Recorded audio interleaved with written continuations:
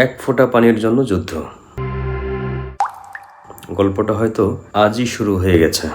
একদিন সকালে রাহাত ঘুম থেকে উঠলো, বাসার কলে এক ফোঁটা পানিও নেই। প্রথমে সে ভাবলো হয়তো পানির লাইনটি নষ্ট হয়েছে, কিন্তু ঘন্টা পার হলো, তারপর পুরো দিন। পরের দিন দোকানে গেল, 1 লিটারের পানির দাম 500 টাকা। মানুষ লাইনে দাঁড়িয়ে আছে, কেউ এক বোতল পেয়েছে তো কেউ খালি হাতে ফিরছে। শুনে কিছুটা সিনেমার গল্পের মতো মনে হয়, তাই না? কিন্তু পৃথিবীর কিছু অঞ্চলে নিরাপদ পানির সংকট ইতিমধ্যেই বাস্তব।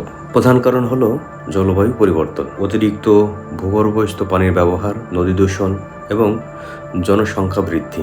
সব মিলিয়ে বিশুদ্ধ পানি দিন দিন আরও মূল্যবান হয়ে উঠছে। বাংলাদেশও এর বাইরে নয়। অনেক এলাকায় ভূগর্ভস্থ পানির স্তর অলরেডি নিচে নেমে যাচ্ছে, কোথাও লবণাক্ততা বাড়ছে, কোথাও নদী দূষণ।